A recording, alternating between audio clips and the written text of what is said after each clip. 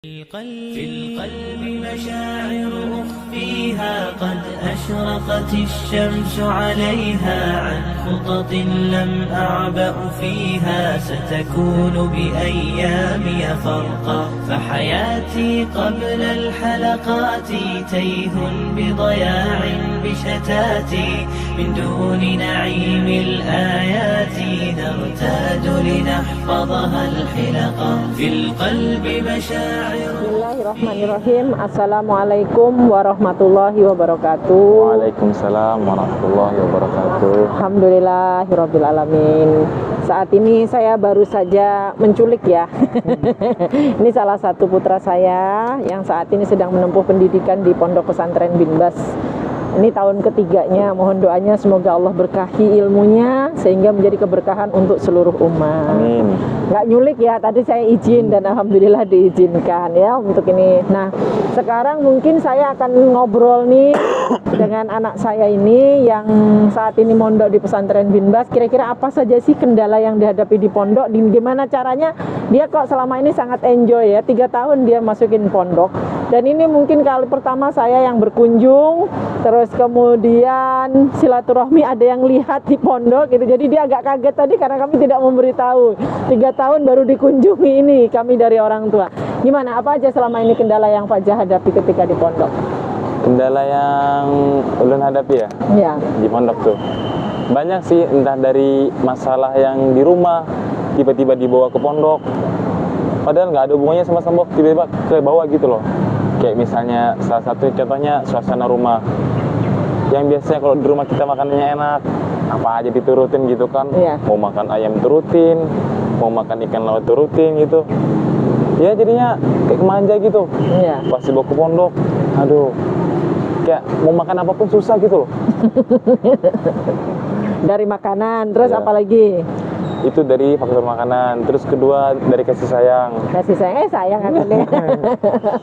Jadi kita tuh dapat kasih sayang tuh, siapa lagi yang sayang kita gitu kan. Gak ada orang tua di pondok. Jadi kasih sayang orang tuanya kita bisa dapat dari apa? Telepon. Kita sudah bersyukur kita bisa dapat support dari orang tua. Nah, di salah satu peran penting orang tua itu apa? Di saat anaknya itu mengalami sebuah tekanan dari pondok, entah itu dari temannya atau dari musyrik, di saat itu peran orang tua itulah mensupport anak tersebut agar apa? Betah di pondok. Oh, seperti itu ya. Jadi sebenarnya ketika proses perubahan dari rumah, kebiasaan-kebiasaan di rumah yang tidak sama dengan kebiasaan di pondok. Betul. Makanya kalau di pondok itu jam bangunnya jam berapa? Kalau jam bangunnya itu kita fleksibel. Oh, Intinya dari jam yang ditetapkan tuh, kalau azan itu kita jam 4:10 itu azan, dan jam 4 kita udah di masjid. Tapi alhamdulillah sejak kita kelas 3 ini teman-teman itu banyak yang mulai sadar akan pentingnya itu tahajud. Yang mana tahajudnya banyak keutamaannya. Masya Allah, Bapak. Jadi gitu. Jadi bangunnya lebih awal lagi gitu. Karena proses membiasakan kalau di rumah kadang sholat subuh harus dibangunin gitu ya. Nah di pondok itu sudah mulai dididik ya. Selama beberapa tahun mereka sudah harus bangun lebih awal, bahkan sebelum dari subuh. Ya kalau udah kelas 3 udah enak nih, sudah mulai bangun, udah muncul kesadaran-kesadaran. Tapi ketika yang di awal-awal biasanya itu kan menemui hambatan. Karakter teman itu menjadi tekanan gitu, karakter ustadz gitu kan yang menetapkan aturan kadang agak kaku. Ngadepin di awal-awal dulu Fajah itu sering nggak, apa sih yang Fajah alami pada waktu itu? Dengar curhatan temen atau justru Fajah yang curhat kepada teman-teman merasa ketidakmampuan di awal? Kalau untuk SMA kali ini ini kedua kalinya mondok. Soalnya memang pertama kalinya saya sudah mengalami sesi tersebut. Oh iya.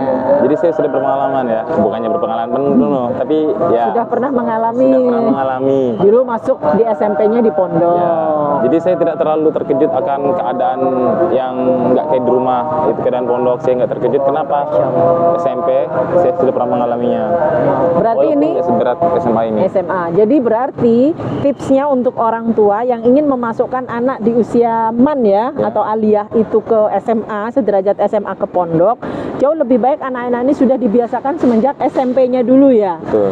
SMP-nya masuk pondok dulu agar supaya mulai terbiasa dengan situasi dan keadaan. Karena ketika SMA tekanannya jauh lebih tinggi ya. Benar. Karena mereka udah jauh lebih dewasa, terus kemudian dianggap sudah mulai matang, jadi pondok sudah mempersiapkannya jauh lebih besar tekanannya. Sangat berbeda kalau dari SMP umum mereka masuk ke pondok, biasanya SMA-nya di situ yang mereka kayaknya ada tekanan yang sangat berat ya. Iya. Nah, itu yang sering kadang mereka bisa menyerah. Nah, sekarang pernahkah Fajar ini mendapatkan curhatan dari teman-teman yang mereka itu rasanya berat ketika berada di pondok? Kalau soal curhatan, jujur saya sendiri sering mengalami ya. Saya kadang curhat sama teman, tapi curhatnya saya ke teman itu nggak sebanyak teman curhat ke saya. Justru orang lebih banyak curhat sama saya. Kenapa? Alhamdulillah dari situ saya belajar untuk mendengarkan seseorang. Mana ketika orang didengarkan itu, orang tua akan merasa lebih baik. Jadi pesan saya kepada orang tua ini apa? Ketika anaknya mengalami keluhan, mengalami tekanan dari pondok, minta, Bu, Pak, pengen pulang, rasanya sakit di pondok, kok nggak kayak biasanya di rumah, kayak serasa diasingkan dari rumah, orang tua nggak suka sama anaknya ini kah? Ketika menemukan anaknya kayak gitu, jangan langsung dimarahin, justru dinasihatin baik-baik, kita dengarkan keluh kesahnya, jangan kita langsung marahin. Karena apa? Ketika seorang manusia itu dikritik, diomelin, dioceh, siapa mau digituin? Apalagi di saat kondisi yang nggak kondusif. Di saat seperti itu kita apain? Kita support dia, kita kasih, nah di pondok tuh banyak temannya gini, kasih masukan, jangan langsung dikritik. Dan soal curhatan, dari situ saya apa? Saya memahami, oh cara orang tua saya menasihati saya dengan apa? Mendengarkan. Maka saya lakukan hal serupa dengan teman saya, sehingga apa? Teman-teman saya yang biasanya mereka tertutup menjadi terbuka dengan saya. Kenapa? Saya mendengarkan keluh kesah mereka semua. Saya mendengarkan sampai akhir. Oh, ternyata dia punya masalah kayak gini. Saya selesaikan dengan pengalaman yang pernah saya miliki di masa lalu. Selain itu juga saya juga dapat masukan dari ustadz-ustadz gitu untuk mensupport teman-teman saya yang memang mengalami agak sedikit tekanan. Ya, demikian. Ya, jadi gitu ya. Jadi Fajar juga merasakan titik-titik ketika membutuhkan curhat. Tapi lebih banyak teman-teman yang curhat. Ya. Fajar berusaha memberi motivasi. Ternyata pesannya untuk orang tua adalah ketika anak berada pada sisi terendah, yang harus dilakukan anak itu adalah yang harus dilakukan oleh orang tua itu adalah mendengarkan ceritanya anak, ya, mengerti perasaan anak, terus memberikan support. Ini kan dari sisi yang Fajar lakukan. Ternyata saya sebagai orang tua, ketika saya mendengarkan curhatnya anak saya ketika di pondok, pertama saya mendengarkan, lah itulah yang dia lakukan. Dia ketika didengarkan, dia merasa tidak sendiri. Baru kemudian saya memberikan motivasi. Kenapa sih harus berada di pondok? Ada niat dan tujuan di awal yang kita bangun, bahwa niat tujuan Fajar di pondok itu untuk apa, sehingga ketika ini dikomunikasikan bersama dengan anak ini tahu kenapa saya harus berada di pondok selama sekian tahun, karena jelas tujuannya dan ini sepakat antara anak dengan orang tua. Ketika anak menemui hambatan, dikembalikan ke niat awal ke pondok ini adalah, saya kemarin niatnya adalah untuk mengajak Fajar berlatih dan belajar. Ya, ingat kan ya, Fajar, kamu di pondok di sana itu adalah bukan sekedar untuk mendapatkan nilai, tetapi kamu di sana adalah berlatih dan belajar, karena kami punya, sebagai orang tua, punya banyak keterbatasan yang kalau kamu belajar hanya dari kami, maka kamu tidak akan jadi jauh lebih baik dari kami. Belajarlah di sana, cari pengalaman terbaik di sana dengan orang-orang yang jauh lebih baik ilmunya dari kami, agar kamu bisa menjadi jauh lebih baik daripada kami orang tua. Itu niat utama yang kami bangun. Nah, baru kemudian ketika mendapati hambatan, yang saya lakukan ketika anak saya curhat dengan keadaannya adalah mengajarkan dia untuk senantiasa kembali ke niat belajar. Kamu di sana tugasnya ada belajar dari temanmu, belajar dari lingkunganmu, belajar dari situasi dan keadaan. Karena ketika kamu sudah selesai dari pondok, kamu tidak akan belajar lagi, tetapi kamu sudah harus praktek. Jadi dia sedang belajar mempersiapkan dirinya ketika selesai pondok nanti, dia sudah bukan waktunya belajar, saatnya untuk berjuang.